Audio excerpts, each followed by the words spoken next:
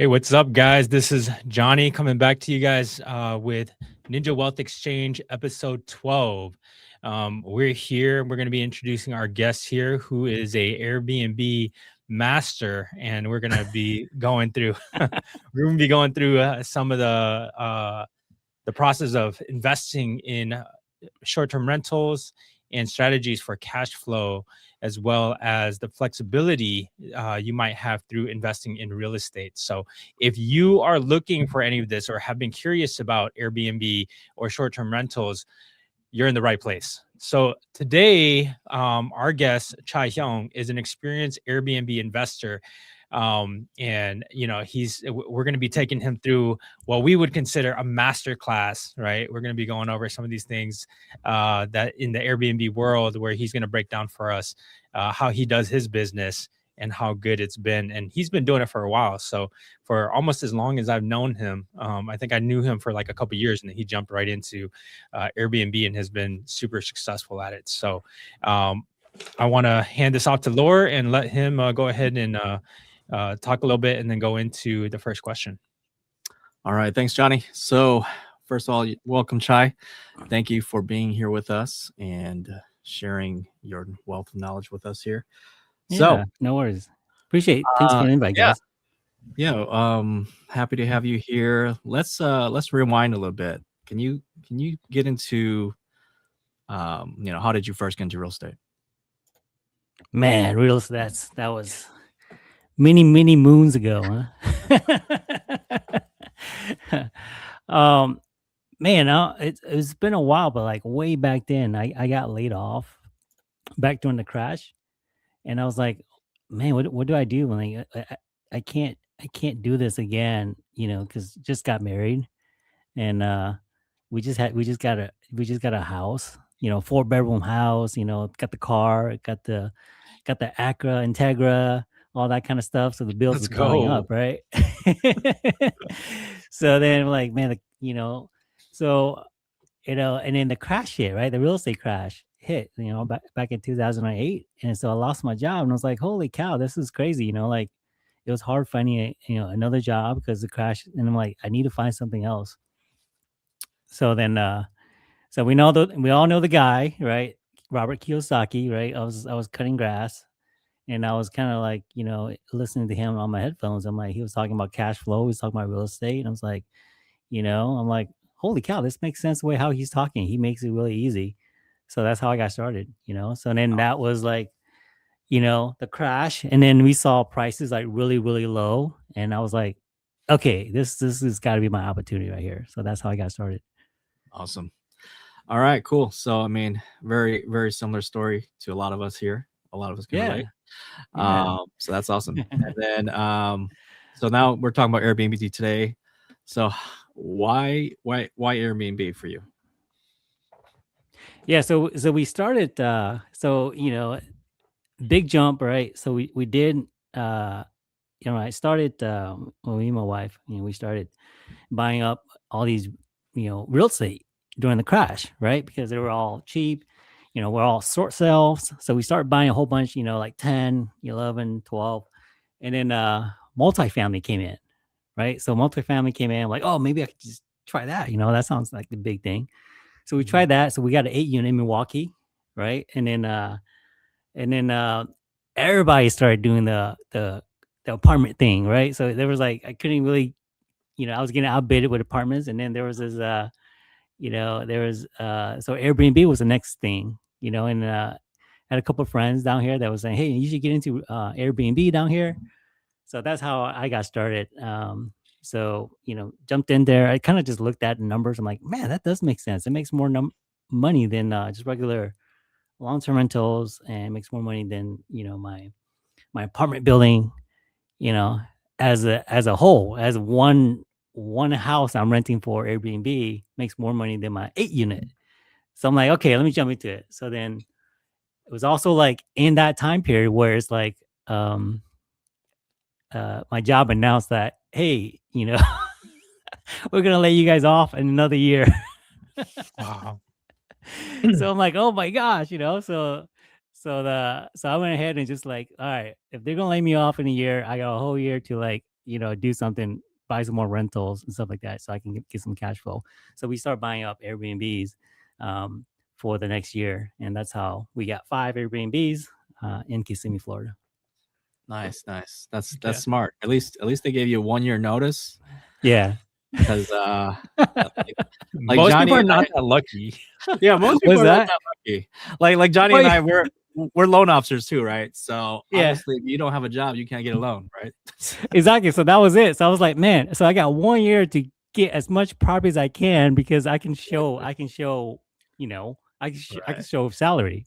So that was the Right. whole point. It was just me, like, so I cashed out my 401k, all that stuff, and just like, all right, I'm going all in. So took all my money out of my 401k, because Kiyosaki was saying the same thing. Kiyosaki's like, don't follow the 401k thing. So I cashed it all out, Wow. and we just like went all in Airbnb, and it's been fun ever since, man. Wow. So let me jump in. So let's dial back, right? Let's dial back.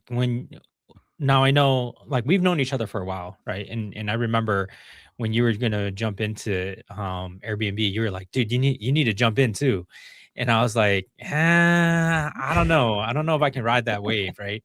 And you were like, no, you got to do it. You got to do it. And then what is it? It was like a year later, all of the values like doubled. And I was like, holy cow, like he was onto something. But tell us about your first deal, man. Like how did you even go about it? Like, I know that you said you cashed out your 401k. You probably did a lot of other things. Now you had some investment properties already, so you already knew kind of how to manage long-term properties. What was the shift like for your first Airbnb? And then, what did it look like for you, and was it profitable? Yeah, I was a little skeptical at first. I was like, okay, what is this, right? It's like, okay, you hear a lot about it, and then I started looking at the numbers, right? So you can kind of just Google the numbers and say, okay, you know, what is it worth on a, like, my first Airbnb was like a 6 bedroom. So when we went ahead and sat down, I go, okay, what's the first home that's gonna, what kind of houses are making the most money right now in that particular time? So we went ahead and did like a Google search, and then we found like Evolve. Like Evolve was one of the platforms that you can list your Airbnb. We say your Airbnb, but Airbnb is like a short term. It's like a word, but or we can say short term rentals, or we can say vacation rentals and that kind of stuff. But like Airbnb, everybody understands that word, right? So if you look at the data, so Evolve is also a platform like Airbnb. So they actually provide some sort of data for that particular market, which is like Orlando, Kissimmee area. So when I looked at it, and they go, this is what a average 5 bedroom or 6 bedroom or 4 bedroom, two bedrooms, and this is what they're producing in a particular year. And I'm like, I want to make the most money as I can, right? So then at that time was producing like 60,000, per year. Yeah. And the other ones were like lower. So I'm like, okay, I'm gonna buy, 6 bedrooms, from here on. So that was the taker.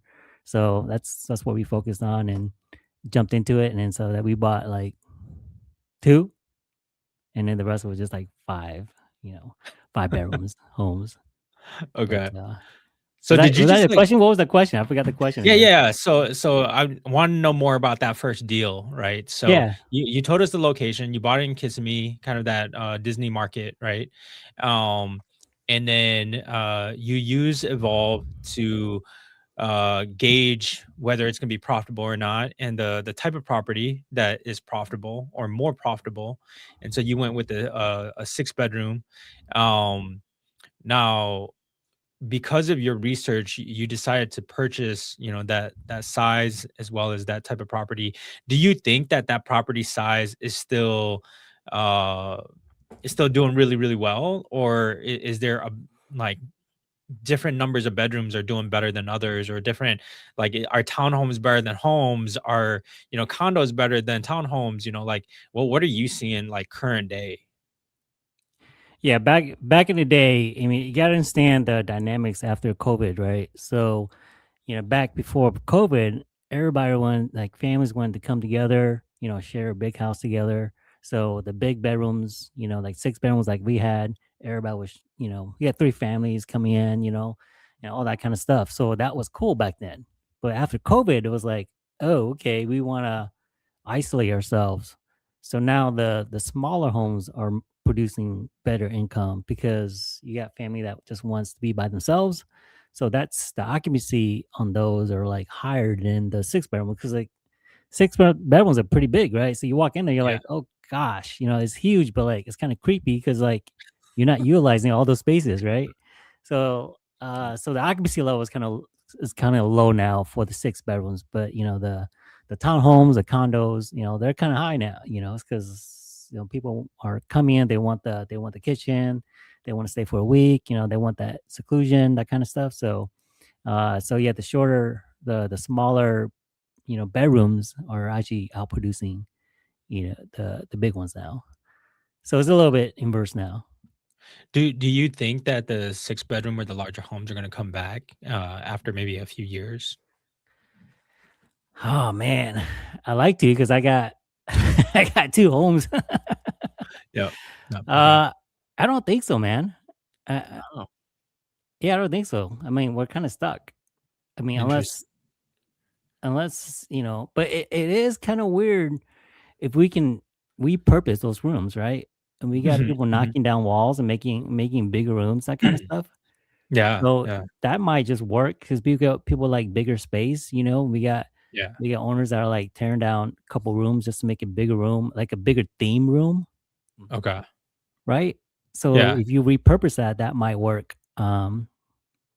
Otherwise you're kind of stuck with a 6 bedroom. Okay. So yeah, it just depends. I mean, and it also depends on how you market that way. So I see. yeah.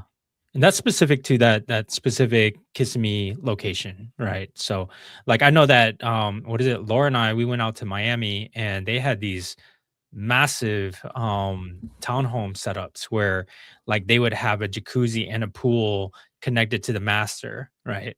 Yeah. Um, which is outside, and those, and my understanding is those make bank. Like, it's just it's insane how much money they make. Like, I think it was what was it, Laura? $3,000 per night? oh, the massive house. Yeah, Yeah, yeah, yeah, the it was massive like three or house. four Were you thousand. guys staying in it? No, no, No, no, no. We no, had friends. We were invited to it. Ballers, man. I was saying, man, you guys are ballers. If you no. That was like a four story place, right? Oh, was it? 4 I don't levels. know. I can't remember. I don't know. There's a lot of damn stairs. So I was like, and then it had the rooftop pool too. Oh, nice. Yeah, Yeah, Miami is just a different market. I Yeah. yeah. mean, I think their market is a lot smaller, so they could outprice us, right? But I see. Kissimmee, I mean, area is like what 50,000 homes that's listed, so we're Oh, competing okay. against everybody. But No. Miami, I mean, they got regulations. They got certain areas where they can't rent Mhm. out.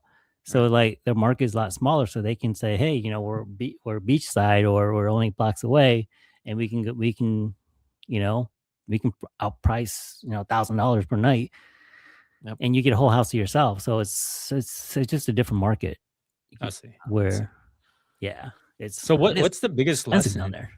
there. What's the biggest lesson that you learned in that first, like, maybe year or two? Oh, it's always about location, right? Real estate is always about location. So like give you example, like when COVID hit, man, it was like everybody was targeting like all my homes. I mean, like we knew this from the beginning. Real estate is all about location. So like most of my homes when I bought them, they were like 5 or 10 miles away from Disney World. Mhm. Whereas I got friends that were like at least 20 miles away from Disney World, that kind of stuff, and they wouldn't get rented at all. And I had like Wow. homes that were like maybe like just 2 miles away. Like I got homes that are like 7 miles away, and then like homes that are like 10 miles away, and the homes that were 10 miles away weren't getting rented. So because everybody wanted the closest location to Disney at that particular point, Interesting. and Mhm. people weren't coming to Disney, so you had your travelers pool is a lot smaller. So now they're targeting locations that are actually like closer to Disney. So now, your pool is a lot smaller. So at this point, that's where it was at. So we saw just owners who were just starving for money. So Really? back at Wow. back at that, it was just everything in real estate is all about location. So All right. Yeah, I think that's business in general, right? yeah, correct. So So Airbnb, it's been on and off as a popular thing, right? Like a shiny object in the investment world, right? Uh, like you said, Johnny even thought about it a couple times. let's do it, Johnny. He's still thinking about it sometimes. Yeah. So Chai, what's your advice for somebody who's thinking about jumping into Airbnb? How can they get started? What's the best way? Well, I mean, the first way is the first thing is always about location. Like I said, you know, pay more than what pay more than what it's going to be more expensive anyways, but pay it because when you get to like certain like crises like what we saw during COVID, those are one that was getting booked. Um, and then the second thing is do your numbers. Um, like I put an offer in like what 2 weeks, 3 weeks ago, and then the location was great, and then we did our numbers, and then oh man, I love the location, but the numbers didn't work out. I mean, I even went and did my escrow on the particular property. We went through inspection, and I just kept doing the numbers back and forth. I'm like, man, I love it, but like it's so I let it go because the numbers didn't Wow. quite hit. Um, and so I'm like, all right, let's let it go and do something else with it. Because at the end of the day, it's all always about like, are you making money with it? Mhm. So, Mhm. yeah, always do your numbers. Yeah, very true. All right. Do I kind of read to you guys? A little bit. You stream? got that flush. Wow. Like we're on a date. I swear I'm not drinking. I'm like kind of a little red right here. It's just probably just the camera. Yeah, it's either the camera or you got a lot of sun this morning. I did. We're working all day. That's what I'm saying. We were talking about earlier. You can kind of see paint right here. I was outside. We were like spray paint. Nice. But Nice. yeah. Yeah. So, no, that's I think that's really really cool, right? So, when you started out, right? I know that, like, so because people that are going to be watching our show, it's going to be probably newer to Airbnb and as well as just the short term market in general. You're still seeing profits, right? Currently, Yeah. I'm yeah. still seeing profits. I Okay. mean, understand like the Airbnb business, or the short term rental business, whatever you guys call it, vacation rental business. There's so much margins to it. Like you can decorate something and just make it like, holy cow, people want to book it. Right. We can be in a community of like 900, right? 900 homes. And you can have one home, which I have a client that hasn't been booked for the past 2 months. And you can have the same community where they're only like 2 blocks away and is the way they design it. And then they get booked like $600 a night. Wow. There's so much margins just the way how you design it, how you advertise it, that particular kind of way. That's so interesting. So I want to ask you, right? Because you talked a little bit about the numbers, right? So what metrics are you looking at, or what kind of underwriting are you using? Is there a general rule that you're using, or are you specifically crunching every single number on every property? And like, could you give us an example of what the fees look like? What the because I know there's going to be cleaning fees, there's going to be maintenance fees, there's going to be like for you run a property management company too, right? So give us a little bit of details on how that looks and intertwines with your business from a cost perspective during your underwrite period. Yeah, I'll make it easy. This is how I did it back when I first started. So you just find a home on Airbnb, right? And just look at their numbers, right? So you just spot the location that you want to live in or whatever you want to market in. You go to that particular location and you go, okay, which homes looks amazing, looks like the best. This is kind of how I can, I can afford, or the way how I want it to design. So you're basically just copying the success of others. So you go to that Okay. particular home and you go, okay, what are they pricing at throughout the month? Okay, you take that and then you kind of just look at the occupancy rate, right? So if you're looking at a particular month, you just follow it backwards. So you go, oh wow, okay, it looks like this particular month for the next, few months, they're going to be occupied in this particular amount of days. So just do the numbers. So you do the numbers, you get whatever amount, gross amount you make, and then you start targeting like, okay, can I particular afford that particular home? And then kind of just go for there and see if it makes money at the end of the day, Okay. right? Okay. So Pretty you simple. Just use follow it back. mortgage calculator to determine what your mortgage is going to look like. Then you take like the monthly payments. Do you look at the fees from the specific, like let's say for example, when you go onto Airbnb, sometimes they have their fees listed, right? These days they've changed it up a little bit to where it's an all-inclusive price on the front, right? On the front end. Mhm.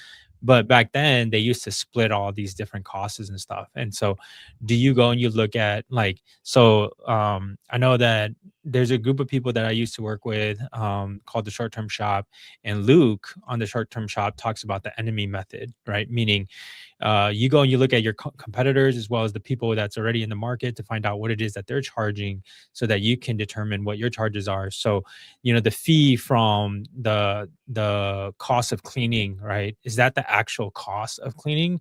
Or are Airbnb people, I know some of them are upcharging, right, on some of those things, but for the most part, like for you and your team, do you guys upcharge that, or do you guys just charge like a straight out flat fee, because that's exactly what it costs you guys to actually clean the properties? And then if they know the cleaning amount now, the only thing that's left is maintenance. You take a percentage. Is it like 10% of the profits that you expected to repair the home over time? Or like from what I've heard, if you have an immaculate Airbnb and it's of a high value, the people that actually stays in it takes care of it as if it's a high value home. So you don't have things that breaks on you very often. However, if you're priced wrong, then they might use your house as a party house. They might break a couple TVs, right? So like Yeah. what are your thoughts around all of that? Well, it's a two-part question, right? So Mhm. are we looking at from a management point of view, or you mean you're looking at, from an investor? Um, Investor. so as an investor, first of all, you want to consult, your mortgage guy, right? Hmm. Talk to your mortgage guy, say what can you can afford, right? And if you can't even afford that particular home in that particular market, right? If you can, then great. Now you do your particular gross amount, like what that home can produce for that particular month, right? And that's Hmm. by going to the search engines, the Airbnb sites, and just kind of get an idea what these homes can produce, per month. And if it doesn't, then okay, all right, it doesn't work out. The other part is the management side, where okay, you have all these other fees that you have to, you like people to manage, right? Hmm. There's many variables, like private managers. Sometimes if you want them to do everything for you, right, Hmm. they're doing the bookings and then fix their stuff for you and all that kind of stuff. There's certain packages property managers do. Maybe there's sometimes they'll just say, hey, we'll do the bookings, and then we'll just and we'll fix the stuff for you. We'll do the cleaning for you, and then we'll just give you a percentage. Uh, Outside of that, my business itself, we just do just the management side. We charge you a monthly fee. Anything that needs to be fixed, we'll say, hey, you want us to fix this? We'll charge you a little fee on that, on top of that, and then we manage the cleaning, that kind of stuff, and all that stuff is kind of like you can kind of decipher that on the Airbnb or Verbal, which is like another engine that you find your rentals at, and they can kind of give you the fees, and then you can kind of go, okay, if a cleaning fee costs 130 across all these homes, then you kind of get an idea like how much, you know, because Got normally, it.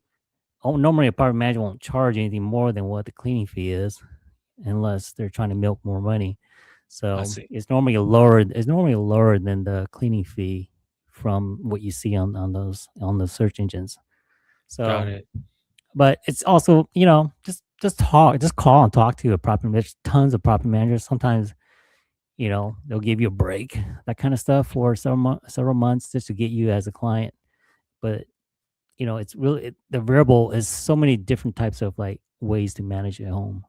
Got it. Got it. So if they're in the Kiss Me market, just call you and your team, right? Because you guys Yeah, manage just give me properties a out there. call, or reach out to me and say, hey, what does it cost? I'll tell you, for example, like a 3 bedroom, we'll charge 130, right? And that's us coming Mhm, out, mhm. scheduling cleaning, and then us like checking everything, see that everything's fine. We record, so there's any sort of damages, we go ahead and report that back to you, and that's just the cleaning part. On top of that, if you have a pool, then we charge amount like if it's a 3 bedroom, that's usually about 1/20th to clean your pool monthly and that kind of stuff. So that starts stacking. So and it just depends on what they do. Sometimes they just clean weekly and then they run, right? They come in 20 minutes, they clean, and then they're gone. For us, we charge like 120. We go in there, we clean. Every time a guest checks in, we go back and clean the pool as well. So it's like it depends on what type of services you guys kind of want, and what type of stuff your property management does too. So there's also, it's like a huge range, and every property management company does it differently. So if you want to save some and if you have a friend that wants it clean for you, then that's a different story too, right? You manage the bookings and your friend comes and cleans and takes care of it for you, that kind of stuff. So it really depends. Nice. I Okay. know that's Cool. that's Cool. Cool. hard, but like once you get your numbers right, you should be able to calculate, okay, is it worth it enough? Yeah, so there was a lot of good tips there. Like I think I heard, talk to your mortgage guy, run your numbers um, to use Airbnb to determine what the fees are going to be, and as long as your numbers run good, then talk to property management company, and they might be able to hook you up with a good deal that might be able to get you profitable. So that a lot of great tips. So, for a newbie investor, right? What are some red flags that we might run across? Red flags. Yeah, Oh like things man. that we should avoid, or Uh, Location again, okay. right? It's always like I had like so when I taught when I was flashing my numbers on Airbnb back in the day, right? Hmm. so so we did a few even if we did a few podcasts with me back in the day with a few other podcasts. So Hmm. we had some home people come and start buying up around the Kissimmee area, but Okay. they wouldn't buy like because it was during COVID, right? And that was when like everything was Peak. started going up, right? Yeah. And everybody was trying to jump in, right? So I mean, they couldn't afford like a $600,000 home, right? So they went to like something cheaper, which is like maybe a 20 or 30 miles away from Disney, right? Oh man. Yeah. So they were jumping in, oh, I want to get into Airbnb business and stuff like that. And so they bought it further. So now they're struggling, right? Because like the traveling pool has gotten smaller and the prices has dipped a little bit. So now they're starving because now they bought it when it was high, was $600,000. Now all the prices, now there's so much competition in Airbnb. Now they're getting squeezed with margins and stuff like that. Right. So it's Hmm. always about location, right? You buy right, people gonna want to come. I mean, at least you're survive because people are still coming. Now these homes are getting vacant and they were reaching out to me like, hey, what can I do? I'm like, dude, I can't do anything for you. I can't show you. You can't squeeze anything much more out of this because your location is way too far out. And now you're trying to sell the home. You can't sell it because nobody wants to buy it because like It's everybody way else too far. is, yeah, everybody else is trying to do an Airbnb business over there too. So everybody's trying to get out. So now you're stuck.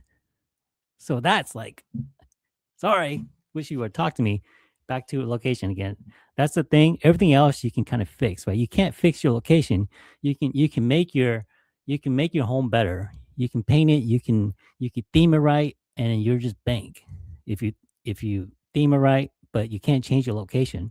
So like I said, it goes back to margins. Like make because when people look, they don't look at they look at location. Okay, how far is it from Disney? And they go, oh, this is cool, and that's pretty much it. So if you're too far out, and then like your theming looks nice, but everybody else is kind of like almost the same thing, then it's like, oh, I'll still stick with the guy with the homes that's closer. Yeah, that's right? that's And like then me when we go to Vegas, right? I'm looking for a Street Fighter machine, right? So yeah. that when my kids aren't up, I have something to do.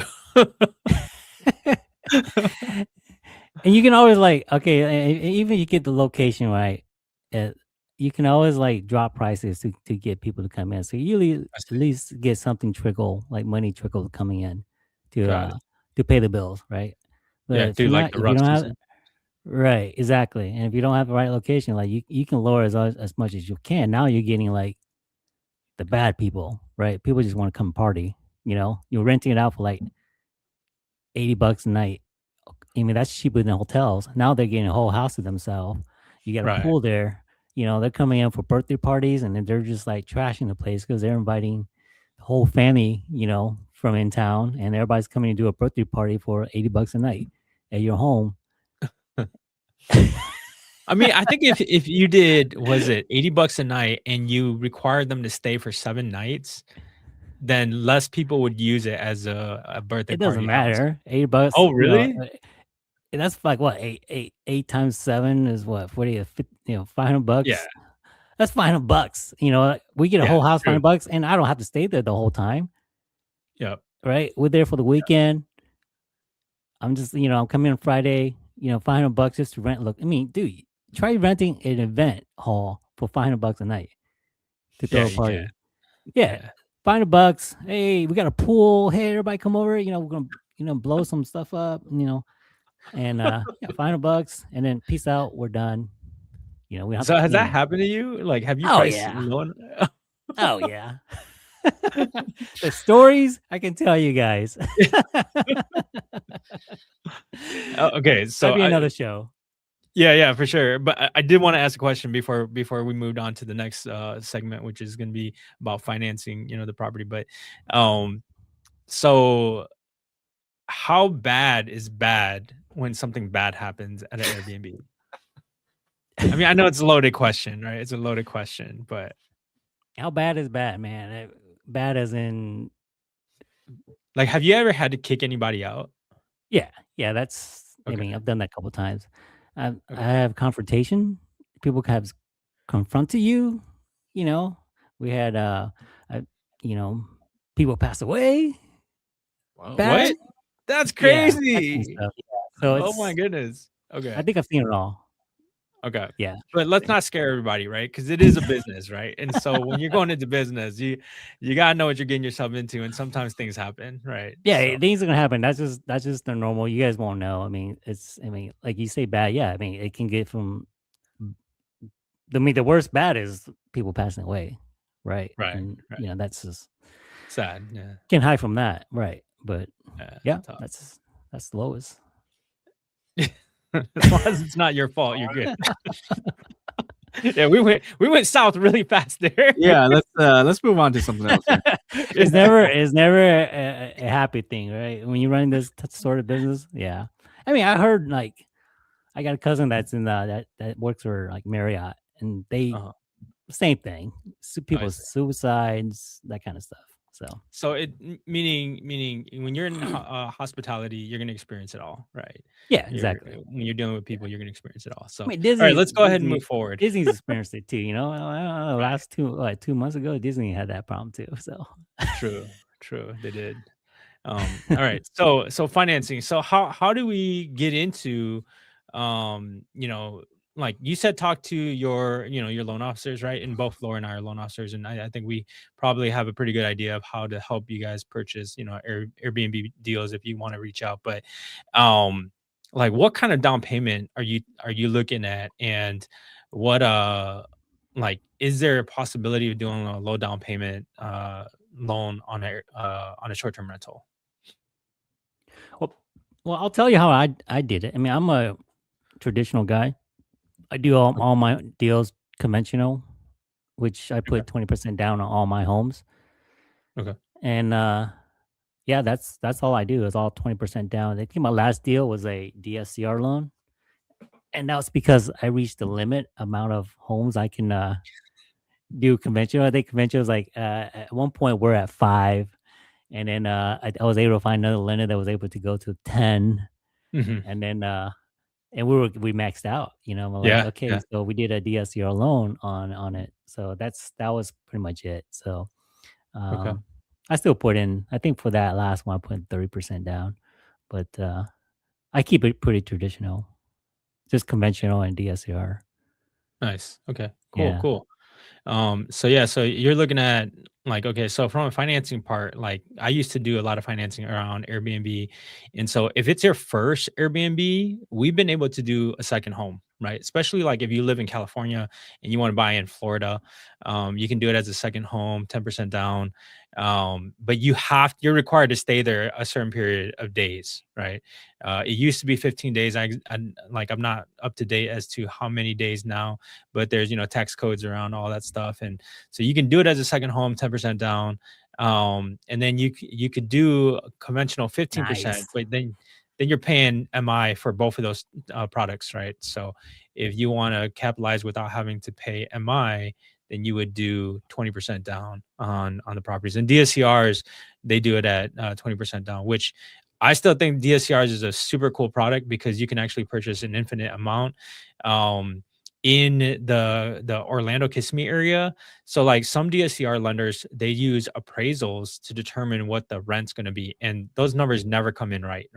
So like there's lenders that we use that they do in-house calculations around what Airbnb and VRBO and some of the data points are, so that they can determine how much uh, was it value you can give it from an income perspective, which then your DSCR qualifies for higher. So I think Yeah, that absolutely. some of the things that that works out Yeah, really, really you were right on that appraisal rent amount. I had a fight with them on that, and the only reason I was able to be successful in that was because I had other rentals in the good. area, So and you I was had the like, okay, comparables.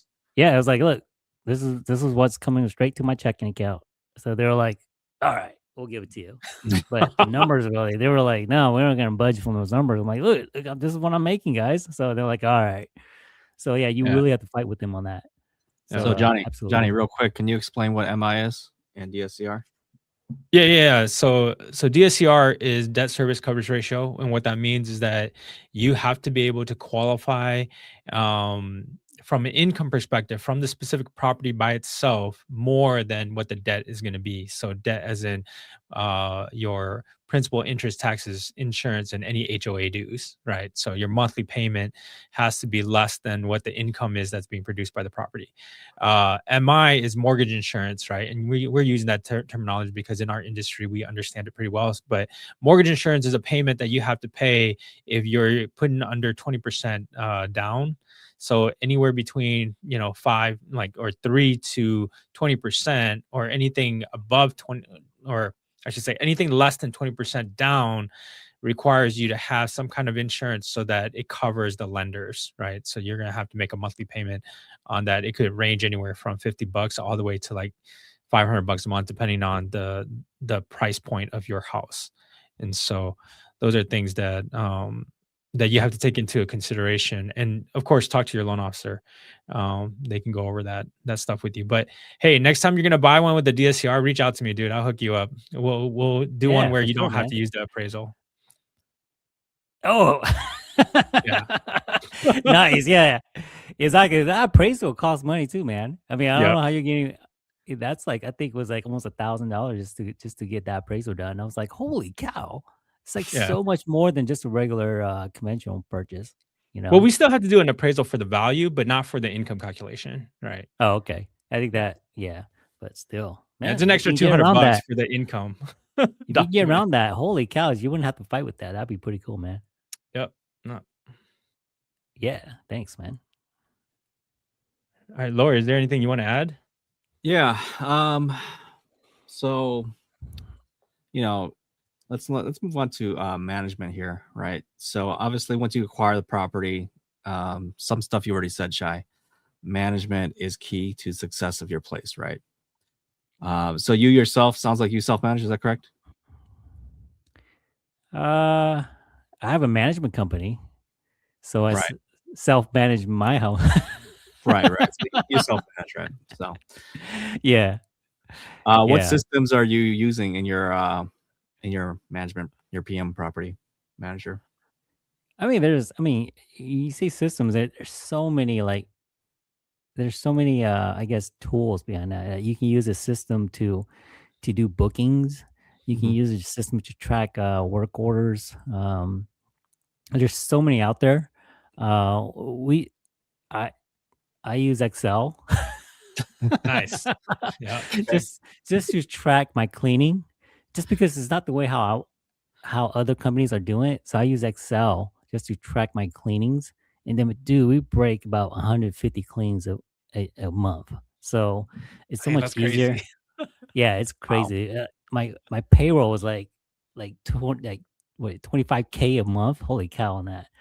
But yeah, cleaning is crazy on that. And then but so it's got to be specific. So Excel was able to do that for us, and is able to give us a better pinpoint, like who's cleaning who and that kind of stuff.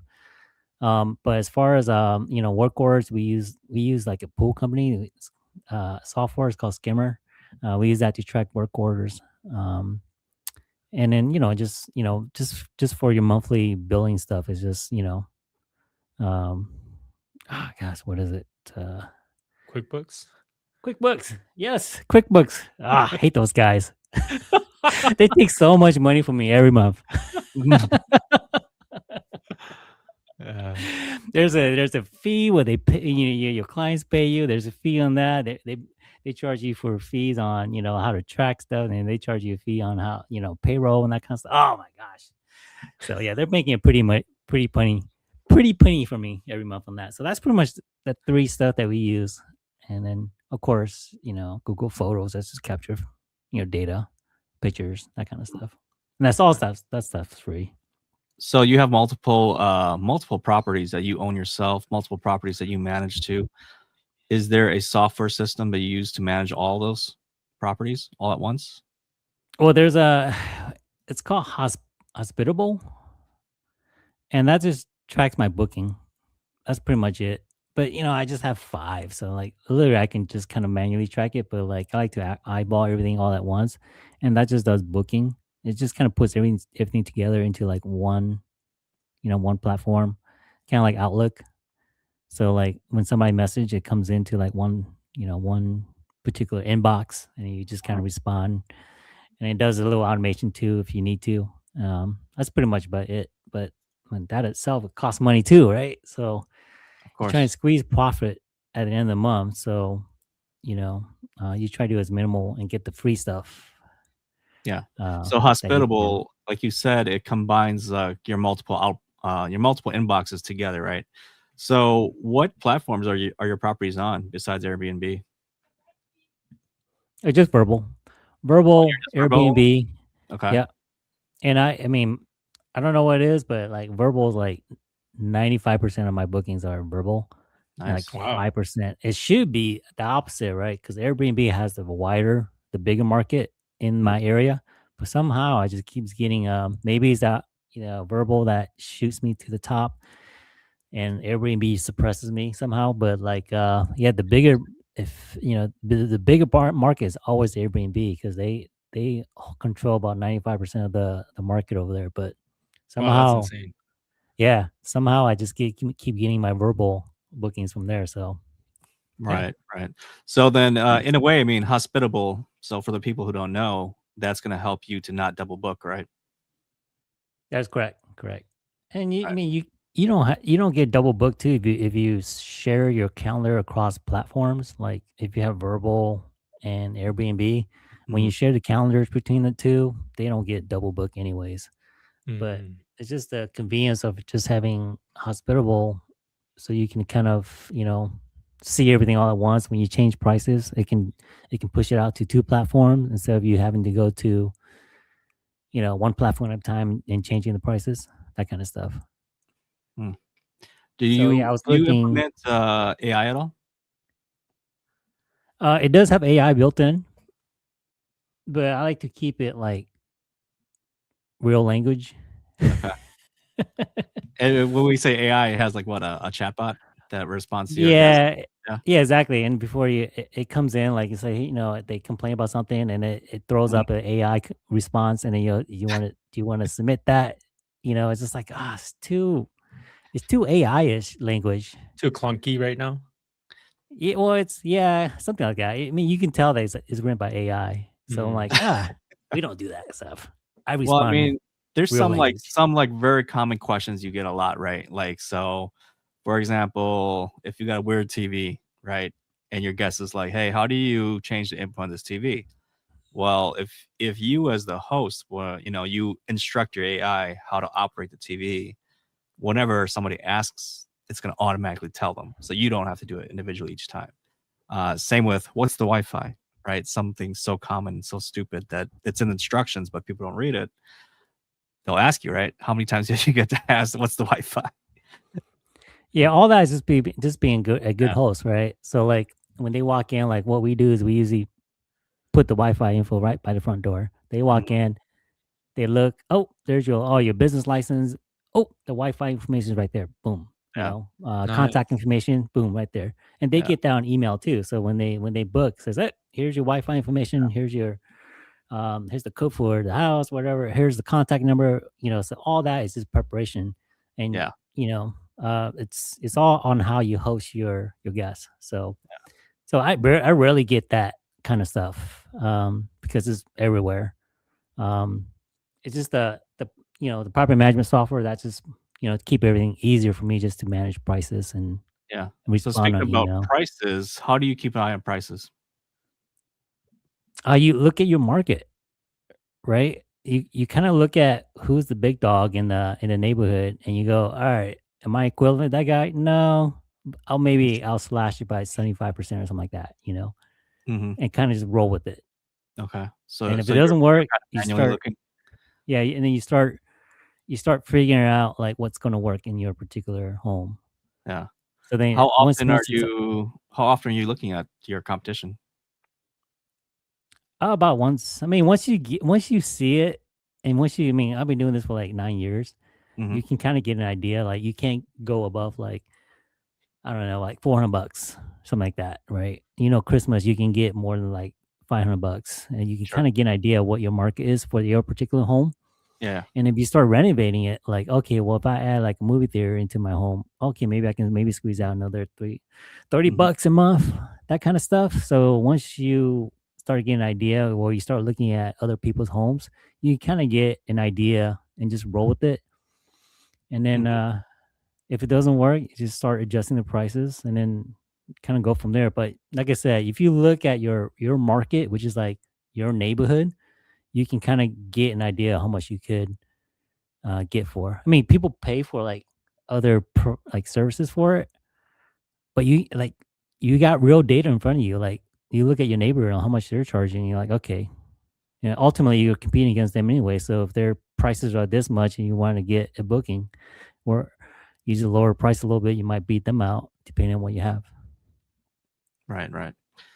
Yeah. Yeah. It's definitely. So yeah. I mean, it's very seasonal, right? So sometimes if you're not paying attention, and sometimes, quite honestly, if there's a special event that goes on and you're not aware of it, all of a sudden everybody's prices is through the roof, and you're the only one that's low, right? Yeah. So you might miss out on a huge opportunity, right? Well, yeah, being a property manager, that's kind of the reason why I jumped into property management company. Mhm. I started my own property management company too, because I can kind of feel it, right? So I can Mm. see, oh wow, you know, all these homes getting booked for this particular weekend. Oh wow, okay, something's going on. It Right. gives me a little heads up. You know, but like I said, I've been doing this 9 years, so like I kind of get what the calendar is going to look like for the next year. Right. But you can kind of see what the whole market is doing too, because you're a property management business, so you can kind of see, okay, if everybody else is low, then that's normal for everybody. Me, I should be expecting that too, right? Because I see everybody's calendar. Mhm. Yeah, Yeah. and I know what works and don't work. Nice, nice. Yeah. So when you manage properties, right? Do you also manage their price points, or do you just like in the bookings, or do you just manage the property management side? Just the property management side. Okay, Yeah, I try to stay away. I feel guilty. I feel bad if I'm doing the price points and they're not booked. Oh man, that I see. just hurts me. Yeah. Too, Okay. I get kind of soft that way because I'm not making you money. So I'm like, oh, I'll stay away from that part. right? see. I'll take care of your property. I mean, I'll make sure it's clean, make sure it's working, everything's great. But as far as you making an income, that's kind of up to you. The way how you design it, the way how you want it to be, and we'll let uh we'll let the audience or whatever the traveler, figure out if they like your price points from there. Got it. Got it. Do you Yeah. handle So the how, communications for those people that you property manage, or you leave it up to them? No, the host, Okay. do. Usually, I mean, majority of the time, like if you really look, like just like in like long term rentals, right? Mm-hmm. Majority of investors, they only have one home. So they have that time where they set their prices, and if there's a communication, they usually just respond back to the guests. It's very slim that you'll get an owner with multiple homes. So Okay. so it's easier to market that way, where they're just doing their own booking, and then I just be their hands and foot on ground just to help them Right. out down there. Yeah. And got Okay. it's cheaper because then, it's like most property managers were charged like 10% or 20% on bookings. Mm-hmm. Whereas sometimes you just set your prices, and then, if you get booked, you get booked, and you just adjust it along the way throughout the week. So it Got saves it. them nice. money that way.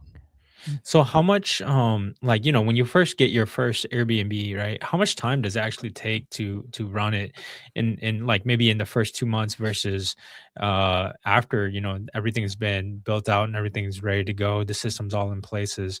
How much time does it take you maybe on a daily basis or a weekly basis? Yeah, I tell people like, man, make sure you want this to do this business, because it's a business. You're running a hotel business, right? It's Mhm. I mean, even though it's one house, it's still a business. So you have to like work at it. If there's something wrong with it, you have to like go and face it. Right. If Mhm. there's an AC issue, you have to take care of it like, pretty quick that day. It's not like a long term rental, like, oh, your AC, okay, we'll give it maybe, a week out, find cheap prices. People come out, and then they can take care of it, because the law says you have like 14 days to, take care of somebody. This is a hotel business. They come in, maybe they spend 2 days, and Florida's hot, really hot, and they need AC. That needs to be taken care of like the next 2 hours, something like that. So Yeah, that's so true. you're constantly, so multiply that by 5, right? I have 5 now. I got 50 homes that we're managing, right? So it's like Mm. we always have to have somebody on staff. Like if there's an issue, all right, somebody's making the drive at 2 o'clock in the morning to go and fix something. So it's always like try to fix something ahead of time before it breaks. So we're constantly like that's the whole thing, constantly. So I'm always there. Every day I'm there. 365, I got a great Wow. team. I got a great team. Like I just went on vacation, right? And we have like 15 people, on staff and just taking care of it. So we're constantly like, that's like I say, my payroll is pretty big. That's crazy. Okay. Very cool. Yeah. No, yeah, Yeah. you're definitely right about that. I mean, that's probably the biggest challenge and getting used to if you're coming from the world of long-term rental, right? Going to short-term rental, it's not the same thing. Like Yeah. how often do you see your long-term tenant, right? Or talk Yeah. to them? Yeah. I have not even seen like out of 5 of them, I've not seen like any of them for the past 2 years. That's My phenomenal. short-term rentals. I'm gonna tell you guys what I did today. Right? There was a tub that that wasn't draining. There was a toilet that wasn't flushing all the way. What else did we do? We had to paint some cabinets. We had an AC issue. We had a pool heater that went out. Let's see, what else we did today? We had like 4 people checking in today, so we had to make sure that's clean. And that's just like, what else? And then I had to go look at some other homes for some dryer issues. I mean, that's just like what? How many did I name off? Like what? 10 things I did today. Yeah, that's Yeah. insane. And I didn't That's even insane. finish most of the stuff I was supposed to finish today. So this is on a Sunday. Well, people sell Airbnb as if like it's something that you can set it and forget it, right? But it sounds like you cannot. No, it's not, man. Definitely not. Definitely not. Because, like I said, you are running a hotel business. Something goes wrong, you have to take care of it. Yeah, Man, yeah. it's Let's so talk much about fun. reviews, Chai. How do you Review- handle reviews? Oh man, I mean, for the most part, if you take care of whatever, if you become responsive, they reach out and say, "Hey, there's a problem." You go, okay, you take care right away. They're usually okay. Mhm. It's the ones that that are like we call like smart, that knows the system. Those are the ones that knows how to like milk it, like, oh, there's cockroach. Oh my gosh, I need a refund. We're gonna leave, and then they know the system. They want to milk the system. You either give in, say, hey, okay, all right, here's, you know, can't give. They check in Can I right give you away. guys a ninja tip? Should I give you guys a ninja tip? Yeah, for Hey, sure. go ahead, Give us a ninja yeah, tip. yeah. What's your So tip? yeah, you use it. It's more like a negotiation, right? So it's like it's a ninja tip, right? So you can either be the guest and say, hey, there's a roach, and we'll give you a bad review, and hopefully the host goes, gotcha. All right, if I gave you $200, would you be quiet? Nice. That kind of stuff. Mm, Of Yeah, course, and but you can't, it's not really, you can't, it's written all over that. You can't do that kind of stuff, but it's kind of like, yeah, we but see that happen all the it's a time. ninja tip. It's a ninja tip, right? It's a ninja tip. That Yeah, kind of stuff. behind the Yeah, we see scenes. that all the time, man. That's crazy. And they're smart. They know that ninja tip. So they do that all the time. Like, Wow. I see it. I see what you're trying to do. Yeah. Yeah. So I mean, in today's world of reviews, right? Like whenever you buy anything at Amazon, what do you look at? Right. I mean, What do you ultimately, what yeah. do you look I at when mean, you pick a product yeah, out? it is. It is the review. I mean, it is the reviews, but I'm looking at like what's efficient. Like, I mean, even though it's what I want, its price point is really low. I'm like, Mhm. heck, I can buy like 2 of those if one break, that kind of stuff. So it's also like a price point too, right? So like, this looks great. Maybe that one person just didn't like that, the house or something like that. So Right. I'll give a little bit, but if you see repeatedly, Yeah. right? If you see repeatedly, then you're like, okay, yeah, I'm not gonna. Because if you look in the reviews and say, okay, yeah, there's constantly roach bombs or something like that. Yeah. That's a red flag. That's what you guys were looking for, like that's a red flag. Yeah. But if you Yeah, look for at it, sure. it goes, all right, this guy's complaining about a dryer. This guy's complaining about maybe the pool's not cleaning. Maybe there's hair in the bathrooms. It's like random. Then okay, because there's so many moving parts in the home, right? Mhm, I mean, you got 6 bedrooms, and you like we only got one cleaner, and then for us, we have like 3 sets of eyes that goes in. We have the cleaner, we have me going in, and then we also have like our other managers going in checking the property as well. So we need 3 sets of eyes to go check on a home, and sometimes things do get missed because like, there's so many rooms you got to go through. I mean, hairs are like tiny as heck, that kind of stuff, right? And then Yeah. it's like you You 6 got the one guest. You get that one Yeah, guest that exactly. checks in and they take a picture of that one piece of hair in the sink and they're like, I'm done. I'm leaving. Yeah, this is gross. Oh, I don't know. I cannot stay in this home because I see one hair on there. I'm like, okay, what do Right. you want to do? That Right. kind of stuff.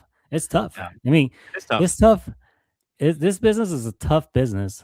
I mean, I remember you guys know Ku Vang, one of my Yeah. mentors. And then when he said he's the one that got me started in property management. And he's like, you're gonna constantly get yelled at. And I get it. I'm constantly getting yelled at. But he's like, you're gonna love it. And we're like, I love it. But I'm constantly getting yelled at. I'm always the guy that getting yelled at. Because like you're gonna yell by the guests and you're getting yelled by the owner, right? Yeah. You get yelled at twice. Sometimes it's not even your fault. Sometimes it's like they're just smart, guests, right? They just want to milk something, I'm like, dude, it wasn't there when I was there. So that kind of stuff. Yeah, I think we're kind of running out of time here, and we want to respect your time.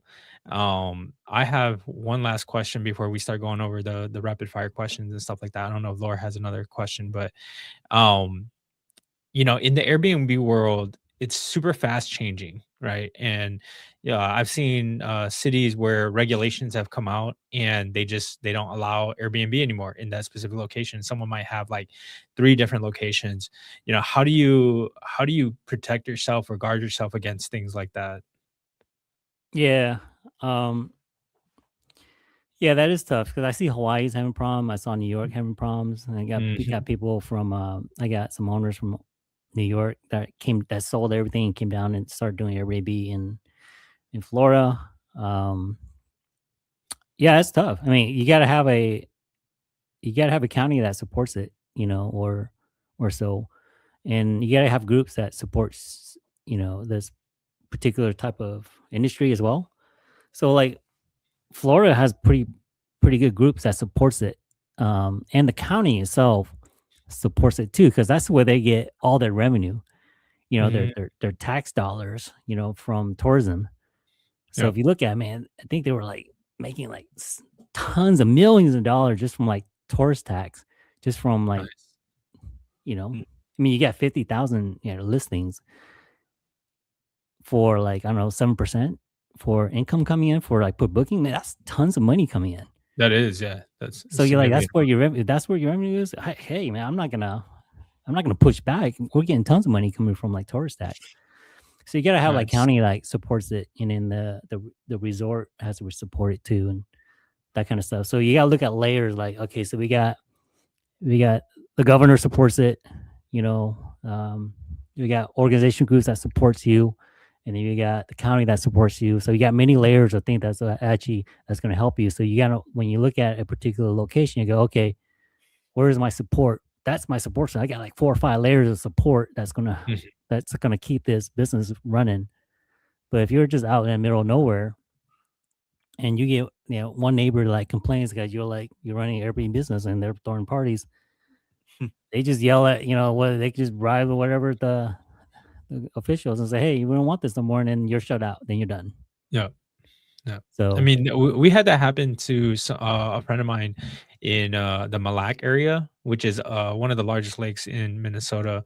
Um, the neighborhood was just like, we don't like it. We don't want you there. And so they went to the city, they voted, and the person lost, right? And so she had to yeah, actually sell her property. And it was tough because her property was designed as an Airbnb property, and now like trying to sell it as a primary home makes it difficult as well. So it was a little bit of a challenge. So I just wanted to, yeah, to throw it out there and find out what your thoughts are. And I think those are really, really good tips, right?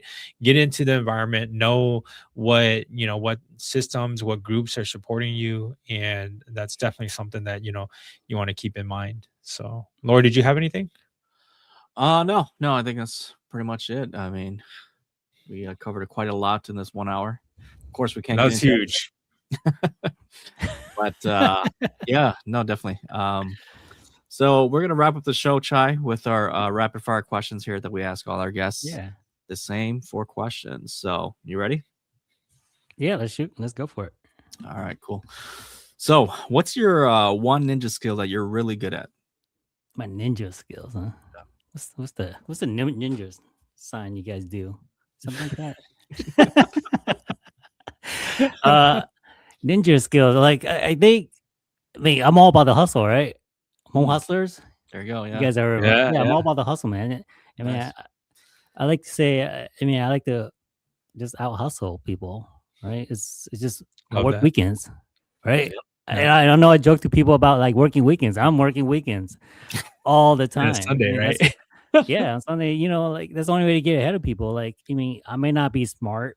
I'm not. I'm a C student. Like, dude, I was like a D student pretty much. I barely graduated high school, and then barely got into like college, and but I just kept with it. So I'll grind, right? I'll grind. That's right, it good. just grind them out. It's like I'll work and then I'll learn. Even though it'll take me forever, but like yeah, you just keep going at it, and then hopefully I'll make some money along the way, and you know that's my ninja skill. If Yeah, that's a good one. Definitely. yeah, All right. Next thing. So, how do you keep your skills sharp? Oh man, I love podcasts like you guys, what you guys are doing. Yeah, just listen to people. I think I was listening to one of your other guys. Man, you got an Asian dude that I was listening to I think the last couple shows, but he was pretty good. Mm. I love podcasts. I just signed up for Masterclass. Have you guys heard of Masterclass? Yeah. Yeah, that was pretty good. Black Friday, they gave like a half price. I'm like, holy cow, let me try it. I'm like, holy cow, Masterclass is pretty good. You know, you get all these CEO like come in, give them like tips and stuff, like they teaching stuff for like a whole hour, stuff that you know that are really cool on what they're doing, and then you know that's pretty cool, right? You got big leaders in there like, teaching stuff, so that's you know, but you know, majority of it just podcasts and then Audible, you know, like just audiobooks, that kind of stuff. So that leads us into our next question. You already mentioned one book, but besides that book, what book has transformed your mindset or business? Oh man, what was it? I knew you were gonna ask that. Let me see. Let me go back to audio. Audible. Definitely my man, Grant Cardone. Okay. Let me get his book right. He's got a lot of them. Yeah, no, he's that's what I want to make sure. Yeah, the 10x mentor. That's the one. The 10x mentor. Okay. And then yeah, that's the guy I've been following the whole time. If you guys ever follow me, that's the stuff that I do is pretty much you know, pretty much what Grant does. And it's just I've been leveling up just by following all his strategies and stuff like that. And, you know, listen to his books. Like this was the one thing that, you know, like, holy cow, it changed my life. And then kind of got me where I am today, you know, just kind of helping others. Nice. Yeah. All right. So you're in the Orlando market. If someone's ever in Orlando, what's the one spot they must eat at? I think I took you there, Laura. Didn't we have like? Didn't we go to this seafood place? What was it called? King Cajun. King Cajun. When we had like down in Orlando, right? Downtown. Right, Orlando. right. Yes. Was that it? So, yeah. That was it. Then we got people like from Milwaukee coming down, and the first thing they do is like go there first. You know, I got family, right? I got family that comes down. And they're like, they won't even come to my house first. Well, let them pick them up. They're like, all right, we're gonna get down, we're gonna get our rental, and we'll go eat at King Cajun. Right? They don't want to drive back. That's why. They don't want to drive back to Orlando. And then they come visit me. And then before they leave, they go back to King Cajun, eat that stuff, and then they leave. I'm like, what the heck? You know, but it's like crawfish, guys. Whoever it is, it's crawfish. It's crawfish. It's crawfish. It's a certain type of like it's almost like a curry type of sauce that they put on there. We gotta get it's called like oh man, shebang. Yeah, it's shebang sauce. You gotta get the one. Yeah, get the crawfish. It's called shebang.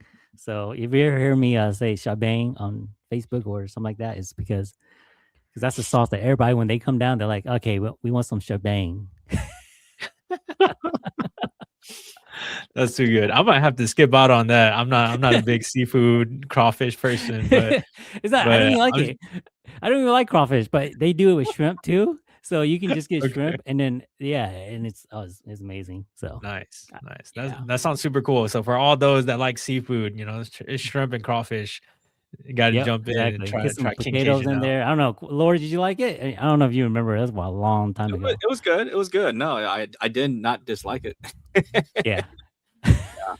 No, but I think we were. So there's another place down there that we kind of liked. The Laos place, Sticky Rice. Oh, okay. Yeah. I don't know if it's still open, but it's been a while. It's still open. Okay. Yeah. It's still there. Cool. Good deal, man. Well, that pretty much concludes our episode here. Chai, I'm gonna have you stay on until after we go through the closing process. But first of all, we totally appreciate you coming on. It was a huge this was a master class itself, right? The things that we went over, I think if you paid any attention to it and you're a newbie, you have the tools now to be able to go in and jump into your own Airbnb and know how it's done. And if you're out in the Kissimmee area where Disney World is and down in Florida, Chai is going to be your man for property management, as well as, even like reach out to him if you got some, if you need some tips, right? But for us here, I think, both Laura and we do lending. I do lending down in Florida. Laura, do you do lending down in Florida? Not yet. Not yet. Okay. Yeah. So I definitely do lending in Florida, as well as us doing, lending across multiple different places. Yeah, for sure. DSCR. And so one other thing, Chai, where can people get a hold of you? Yeah. Oh, easiest place. Just go to monghustlers.com, HMONG hustlers, HUSTLERS.com. And then you can just search Chai Xiong. Yeah, you can find me. I'll give you guys some links if you guys want to put it in the show notes. Definitely. Yeah, for sure. Yeah. Send it over. And then, so truly pleasure class on short-term rentals. And then if you're watching and listening, Airbnb investing is definitely one of the coolest things. Go back and rewatch it a couple of times, because some of the tips, like if you're not paying attention, you're not hearing what he's saying. So go back and listen. He dropped some major gems for us that, like I said, if you have, even if you're not in it right now, you have the knowledge now to go in and jump in.